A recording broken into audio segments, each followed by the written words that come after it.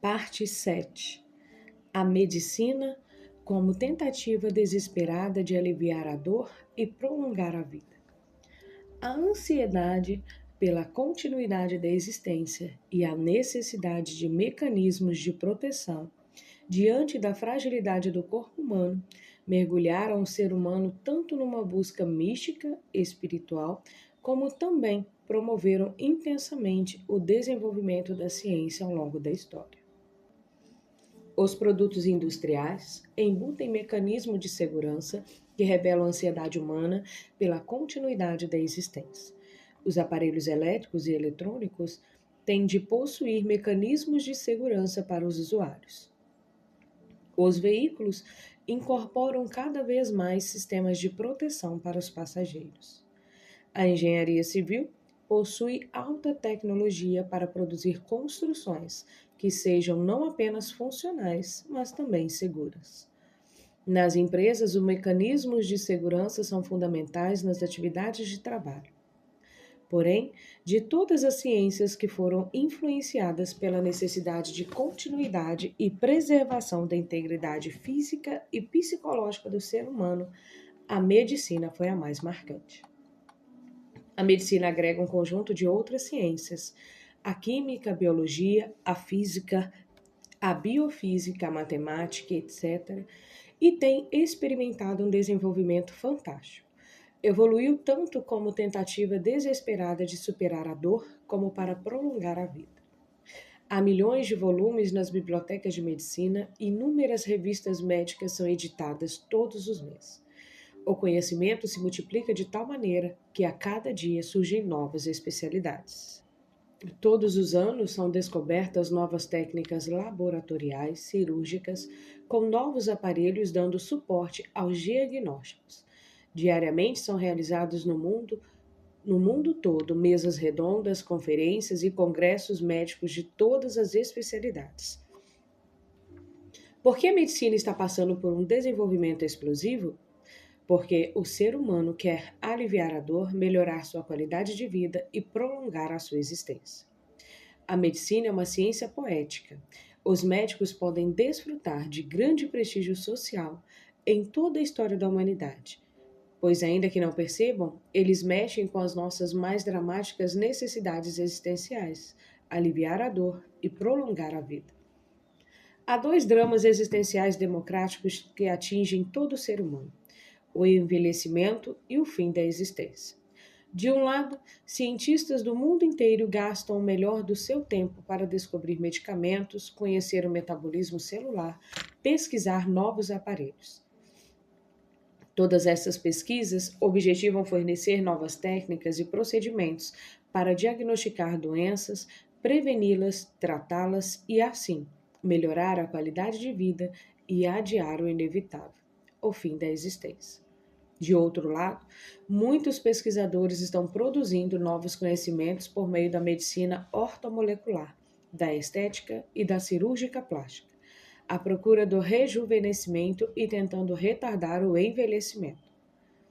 Tanto a incontida busca espiritual do ser humano ao longo da história, quanto o contínuo desenvolvimento da medicina são dois testemunhos vivos de que no âmago de cada um de nós pulsa o desejo ardente de superar o drama do envelhecimento e do fim da existência, e, consequentemente, de prolongar o espetáculo da vida.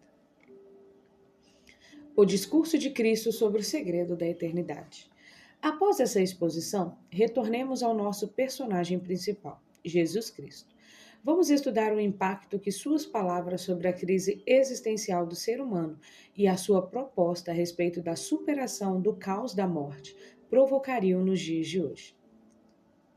Imaginemos Cristo reagindo, falando, expressando seus pensamentos numa sociedade que não tivesse qualquer ligação com o cristianismo. O que ele diz sobre a crise existencial da espécie humana? O que ele tem para nos falar sobre a continuidade do espetáculo da vida? Suas palavras sobre esses assuntos são triviais? Elas perturbariam nossos pensamentos? Suas ideias sobre o fim da existência se aproximam do pensamento dos intelectuais? Cristo pronunciou palavras incomuns, inéditas, capazes de abalar tanto os alicerces dos cientistas da medicina quanto da religiosidade humana. Antes de responder às tais perguntas, vamos resgatar algumas características de Cristo. Ele possuía um viver que primava por um paradoxo. Por um lado, expunha-se publicamente, e por outro, procurava sempre que possível anonimato. Além disso, ele não impunha suas ideias, mas as expunha. Não pressionava ninguém a segui-lo, apenas convidava. Era contra o autoritarismo do pensamento. Por isso, procurava continuamente abrir as janelas da inteligência das pessoas para que refletissem sobre suas palavras. Resumindo, Cristo não gostava de se exibir. Conhecia as distorções da interpretação. Era elegante no seu discurso e aberto quando expunha seus pensamentos. Agora vamos investigar sua biografia e conhecer outras particularidades da sua personalidade. Cristo era flexível e brando ao abordar os assuntos de que tratava, mas em alguns pontos foi extremamente determinado. Entre esses pontos, destaca-se o que ele pensava sobre a continuidade da existência e sobre a eternidade. A respeito da continuação do espetáculo da vida, ele era incisivo, não deixava margem de dúvida sobre seu pensamento. E diga-se de passagem, seu pensamento era ousadíssimo, pois ele dizia claramente que tinha o segredo da eternidade. Afirmava que a vida eterna passava por ele. Ele falou: "Quem crer em mim, ainda que morra, viverá." João capítulo 11, verso 25. Eu sou o pão vivo que desceu do céu. Se alguém comer este pão, viverá para sempre. João capítulo 6, verso 51. Proferiu muitas palavras semelhantes a essas que são incomuns e possuem uma dimensão indescritível. Ele não diz que se as pessoas obedecessem às regras de comportamento ou doutrinas religiosas teriam a vida eterna. Não. Os textos são claros. Cristo concentrou em si mesmo o segredo da eternidade. Diz que aqueles que crescem nele e o incorporassem interiormente teriam a vida eterna, a vida inesgotável e infinita. Quem fez um discurso como esse na história? De todos os homens que brilharam em suas inteligências, ninguém foi tão ousado em seus pensamentos como Cristo. De todos aqueles que fundaram uma religião, uma corrente mística ou uma filosofia metafísica, ninguém teve a intrepidez de proferir palavras semelhantes às dele. Ao investigarmos o pensamento de Cristo, verificamos que ele realmente não falava de mais uma religião nem uma corrente de pensamento. Falava dele mesmo. Discorria sobre a própria vida e o poder que ela continha. Chegou até a afirmar que ele próprio era o caminho, a verdade e a vida. João capítulo 14, verso 6. Ao proferir essas palavras, atribuiu a si mesmo o caminho para chegar à verdade em seus amplos aspectos e o caminho para conquistar uma vida infindável. Nós estamos psicoadaptados às palavras de Cristo. Por isso não ficamos perturbados com elas. Os escribas e os fariseus sabiam o que elas significavam. Por isso ficaram profundamente perturbados. Existiram diversos profetas ao longo dos séculos, mas nenhum deles ousou afirmar o que aquele carpinteiro de Nazaré pregou. Os escribas e fariseus ficaram perplexos diante do discurso de Jesus na primeira pessoa. Apesar de viverem sob a ditadura do preconceito e de serem intelectualmente rígidos, tinham a mais absoluta razão de ficar perplexos. As palavras que Cristo proferiu são seríssimas. Aquele que nasceu numa manjedoura colocou-se como a fonte de vida inextinguível, a fonte da eternidade, a fonte da verdade. Quem é esse homem? As limitações da ciência e a postura de Cristo como fonte da verdade essencial. Uma área do conhecimento só ganha status de verdade científica quando comprova os fatos e prevê fenômenos. Se falarmos que o tabagismo prejudica a saúde, precisamos provar que os fumantes contraem determinadas enfermidades, como câncer de pulmão e doenças cardiovasculares. Uma vez comprovados os fatos, podemos prever fenômenos, ou seja, podemos prever que os fenômenos têm mais possibilidades de adquirir essas doenças do que os não fumantes. Ao comprovar os fatos e prever fenômenos, o conhecimento principalmente nas ciências físicas e biológicas, deixa de ser um mero conhecimento e passa a ganhar status de verdade científica. Porém, há aqui um problema filosófico sério que muitos não compreendem. Uma verdade científica não atinge jamais a verdade essencial. 1 milhão de pensamentos sobre um tipo de câncer de pulmão causado pela nicotina, verdade científica, não é o câncer em si, verdade essencial ou real, mas apenas um discurso científico sobre ele. Do ponto de vista filosófico, a verdade científica, a ciência, procura a verdade real, essencial, mas jamais a incorpora. Outro exemplo: se produzirmos 1 milhão de ideias sobre um objeto de madeira, todas essas ideias poderão definir e descrever a celulose contida na madeira. Mas a madeira continua sendo madeira e as ideias continuam sendo meras ideias. A interpretação de um terapeuta sobre a ansiedade de um paciente não representa a essência da energia ansiosa do paciente, mas um discurso sobre ela. A interpretação está na cabeça do terapeuta, mas a ansiedade está na emoção do paciente. Portanto, ambas se encontram em mundos diferentes. Sei que muitos leitores podem estar confusos com o que estou dizendo, mas o que quero mostrar é que a discussão filosófica sobre o que é a verdade tem varrido séculos. Eu mesmo, por mais de 10 anos, produzi uma teoria filosófica sobre o que é uma verdade científica, qual a sua relação com a verdade essencial, como ela se constrói na mente humana, até onde é relativa, quais são seus limites, alcances e lógicas.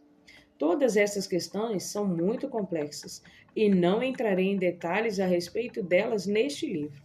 Todavia, o que quero enfatizar ao expor este assunto é que, a respeito da verdade, Cristo colocou-se numa posição que a ciência jamais pôde atingir. Ao afirmar que era o caminho, a verdade e a vida, ele foi profundamente perturbador, porque se identificou como a própria verdade essencial, como a própria essência da vida. Ele não disse que possuía a verdade acadêmica, ou seja, que possuía um conjunto de conhecimentos, de ideias e de pensamentos verdadeiros. E sim, que ele mesmo era o caminho que conduz à fonte da verdade essencial.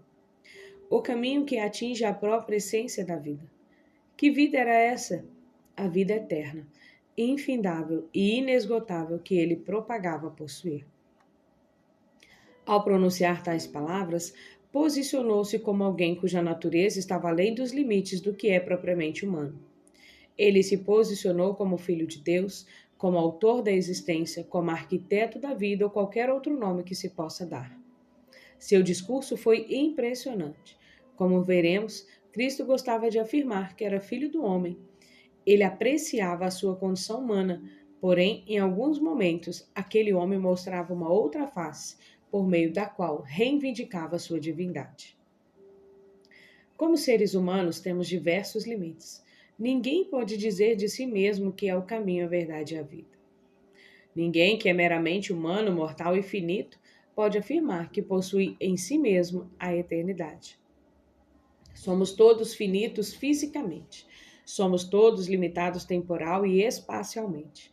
Como pode uma pequena gota reivindicar ser uma fonte de água? O que nenhum ser humano teria coragem de proferir, a não ser que estivesse delirando, Cristo proferiu com a mais incrível eloquência. Somos limitados na organização dos pensamentos, que são construídos a partir dos parâmetros que temos na memória. O fim e o infinito são parâmetros incompreensíveis e inatingíveis pela inteligência humana. Pense no que é o fim e tente esquadrinhar o que é o infinito. Já perdi noites de sono pensando nesses extremos. A existência humana transcorre dentro de um curto parêntese da eternidade. A vida humana é apenas uma gota existencial na perspectiva da eternidade. Nossos pensamentos estão num pequeno intervalo entre o princípio e a eternidade. A ciência trabalha nos intervalos de tempo, sejam eles enormes ou extremamente pequenos. Sem o amparo do tempo não há ciência. Se estudar o que transcorre nos intervalos de tempo é algo sofisticado, o que dirá estudar os fenômenos que estão além dos limites do tempo, que transcorrem na eternidade? Um dos motivos de a ciência ter sido tímida e omissa em investigar a inteligência de Cristo é que seus pensamentos tratam de assuntos que extrapolam os parâmetros da ciência. O que a ciência pode dizer a respeito dos pensamentos de Cristo sobre a eternidade? Nada. A ciência, por ser produzida dentro dos intervalos de tempo, não tem como confirmar nem discordar dele. Se estudar a própria existência já é uma tarefa complexa, como poderá a ciência discorrer sobre a autoria da existência? Podemos discorrer teoricamente sobre as origens do universo, sobre os buracos negros, a teoria do Big Bang, mas não temos recursos intelectuais para discorrer sobre a origem, a causa das causas, aquilo que está antes do início, a fonte primeira. O pensamento pode estudar os fenômenos que estão no pré-pensamento. Sim, mas o pensamento sobre o pré-pensamento, como disse, será sempre o pensamento e não o pré-pensamento em si. Se estudar fenômenos observáveis, passíveis de investigação e aplicação metodológica já é uma tarefa extenuante para a ciência, imagine pesquisar aquilo que está além dos limites da observação. Se a ciência mal entende os fenômenos da vida, como pode entender aqueles que transcendem o fim da existência? De fato, a ciência tem limitações para pesquisar os complexos pensamentos de Cristo sobre a eternidade e a superação do caos da morte. Tais pensamentos entram na esfera da fé. O discurso de Cristo abalaria os fundamentos da medicina. Apesar de a ciência não ter condições de estudar o conteúdo do discurso de Cristo e do poder que ele expressava ter, ela, como comentei, não está de mãos amarradas. Ainda pode investigar algumas áreas importantes da sua inteligência. Pode estudar a sua coragem e ousadia para dizer palavras incomuns. E o choque psicossocial dessas palavras podem investigar se as suas ideias são coerentes com sua história. Pode analisar como ele rompia as ditaduras da inteligência e administrava seus pensamentos nos focos de tensão. Pode estudar quais são as metas fundamentais da sua escola da existência. Imagine Cristo transitando pelas ruas, pelos acontecimentos sociais, pelas festividades e pelos congressos de medicina, proclamando com eloquência, como fazia em sua época, que por intermédio dele o ser humano poderia superar o fim da existência e ir ao encontro da eternidade. Sua ousadia era sem precedentes. Ele discursava com incrível determinação sobre temas que poucos ousariam abordar. Imagine Cristo interferindo nas conferências médicas e bradando que ele é a ressurreição e a vida. João capítulo 11, verso 25. Se escandalizaria os psiquiatras e psicoterapeutas com a proposta de uma vida interior que jorra um prazer pleno e inesgotável. Imagine a que ponto sua proposta sobre uma vida infindável, uma vida sem doenças e misérias, escandalizaria os médicos e os cientistas da medicina que lutam para prolongar a vida humana ainda mais, que seja por alguns dias ou meses.